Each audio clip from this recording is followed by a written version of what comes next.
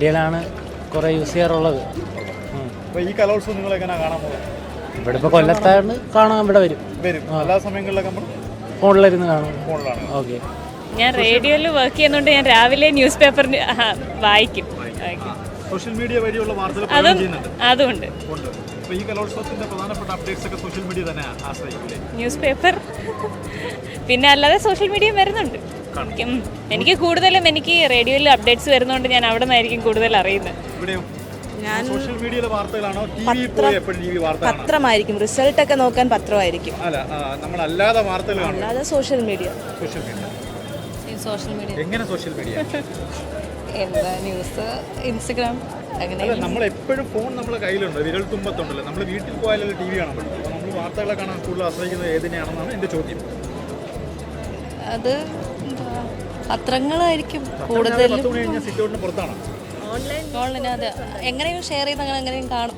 നമ്മൾ ദൃശ്യം, അതായത് പ്രിന്റ് മീഡിയയിലെ വാർത്തകളാണ് എപ്പോഴും ശാസ്ത്രത്തോടെ ഞാൻ വിശ്വസിക്കുന്നത്. എപ്പോഴും യാത്ര ചെയ്യുമ്പോഴും മറ്റു സമയത്ത് കൂടുതൽ ആശ്രയിക്കുന്നത് അല്ല, അതിനകത്ത് നെറ്റ് വേണം, കറണ്ട് വേണം, മൊബൈലിനകത്ത് എല്ലാ സംവിധാനങ്ങളും വേണം. പത്രം കൈ കരുതി കഴിഞ്ഞാൽ എപ്പോൾ വേണമെങ്കിലും ആവർത്തിച്ച് വായിക്കാം. അതെല്ലാം ആ പത്രങ്ങളിലൂടെ കിട്ടുമല്ലോ, 100% കിട്ടും അപ്ഡേഷൻ. അന്നത്തെ നമ്മളിപ്പം കിട്ടുള്ളൂ. അതിലുള്ള സംഗതി നമുക്ക് നോക്കാമല്ലോ. അത്യാവശ്യം കാണില്ലെന്നല്ല, കാണും. എന്നാലും നമുക്ക് പ്രിന്റ് മീഡിയയിലാണ് ആവശ്യങ്ങൾക്ക്.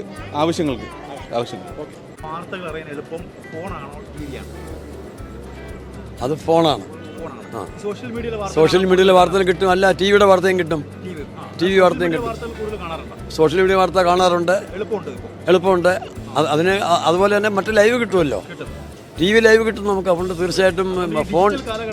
അതെ, തീർച്ചയായിട്ടും. തീർച്ചയായിട്ടും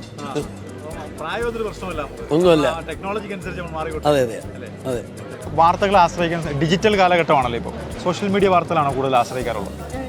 ആണോ? സോഷ്യൽ മീഡിയയുടെ ഗുണമുണ്ടോ? ഡിജിറ്റൽ ചാനലിലുള്ള വാർത്തകൾ കാണാറുണ്ട്.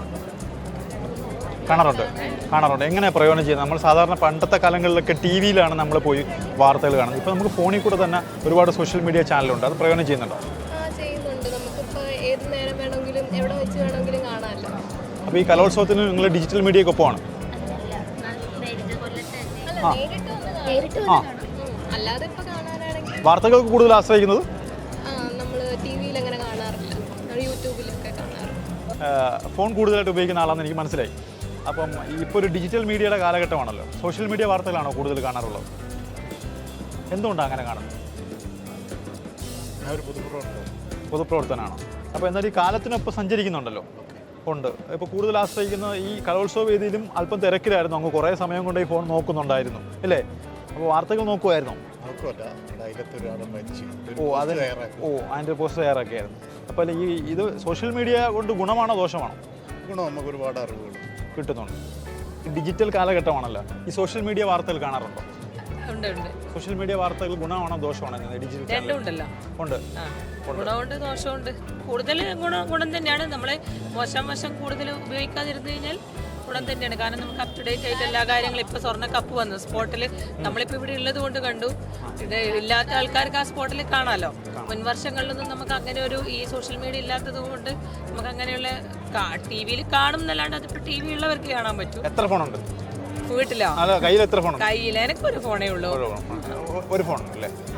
ഒരു ഫോൺ. കലോത്സവത്തിന് മുമ്പ് നിങ്ങൾ കുറച്ച് നേരം കൂടെ തിരക്കാണ്. ഞങ്ങൾ കുറേ പേര് നോക്കിയിട്ടാണ് ഈ ഫോണിൽ തിരക്കായിട്ടിരിക്കുന്ന ആൾക്കാരെ മാത്രം സെലക്ട് ചെയ്താണ് ചോദിക്കുന്നത്. മനസ്സിലായി? മെയിൻ എന്താ കാരണം എന്താ വെച്ചാൽ നമ്മൾ കണ്ണൂർ ജില്ലയിൽ നിന്ന് വന്നതാണ്. മോള് 3 ഐറ്റം ഉണ്ട്: ഭരതനാട്യം, കുച്ചിപ്പുടി, കേരള നടനം. അപ്പൊ രാവിലെ നമ്മള് ഒരു ഇന്റർവ്യൂ ചെറിയ കഴിഞ്ഞായിരുന്നു. അപ്പൊ അവരെ വീഡിയോ ആണ് ഞങ്ങൾ ഈ ഫോണിൽ കണ്ടോണ്ട്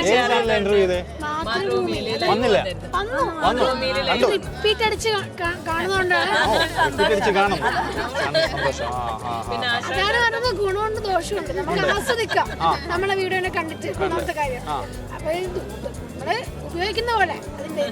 അപ്പൊ മൂവി വേൾഡ് മീഡിയ നിങ്ങൾ നോക്കിക്കോളാം. നിങ്ങൾ ഈ ടോക്ക് ചെയ്തൊക്കെ അതിനകത്ത് വരും. Movie world media. ഓക്കെ. തീർച്ചയായിട്ടും ആസ്വദിക്കണം. അതാ പറഞ്ഞത്, ആസ്വദിക്കണം. ഈ കലോത്സവത്തിന് നിങ്ങൾ ഈ ഇടവേളകൾ ആസ്വദിക്കണം. അത് ഫോണിലൂടെ ആസ്വദിക്കുന്നതിന് മാത്രമാണ് ചോദിക്കുന്നത്.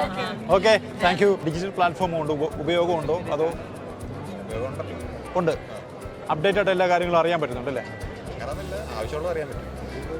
നമുക്ക് ആവശ്യമുള്ളത് അറിയാൻ പറ്റും. അപ്പോൾ ഫോണിൽ തിരക്കാറുണ്ട്. ഈ കലോത്സവത്തിനിടയ്ക്ക് ഫോണിൽ ഇങ്ങനെ തിരക്കായ ആൾക്കാരെ മാത്രം നോക്കിയിട്ടാണ് ചോദിക്കുന്നത്. അപ്ഡേഷൻ അറിയാൻ വേണ്ടിയിട്ടാണല്ലോ നോക്കുന്നത് അല്ലേ? അല്ല, ചിലപ്പോൾ മെസ്സേജ് അയക്കാനായിരിക്കും, ചിലപ്പോൾ കോളിനായിരിക്കും, അങ്ങനെ പല ആവശ്യമുണ്ട്. നമുക്ക് റിപ്പോർട്ട് ചെയ്യാനായിരിക്കും. ജോലി ചെയ്യുന്ന ആൾക്കാരാണല്ലോ പലരും.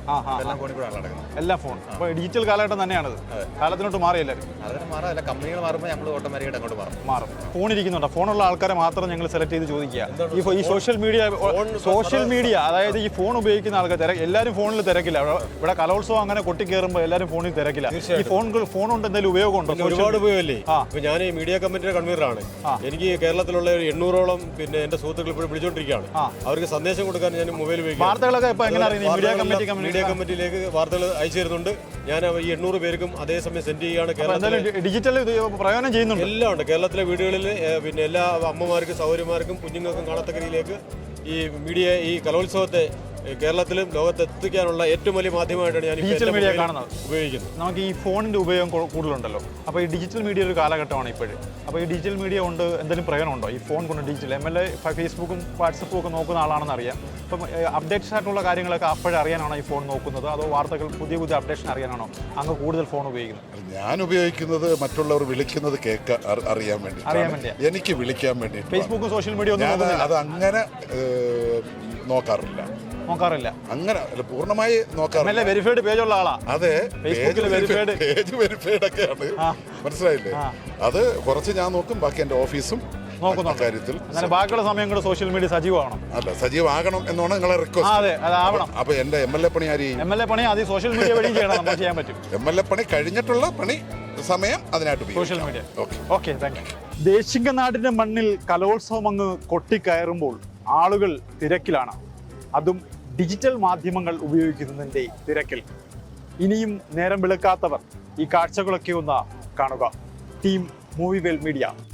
ചേഞ്ച് ആകണമെങ്കിൽ മൈജി തന്നെ പോണം. ലേറ്റസ്റ്റ് ബ്രാൻഡ് മൊബൈലുകളും ബെസ്റ്റ് ആക്സസറീസ്, ഒറിജിനൽ ബ്രാൻഡുകളുടെ വൈഡ് റേഞ്ച്.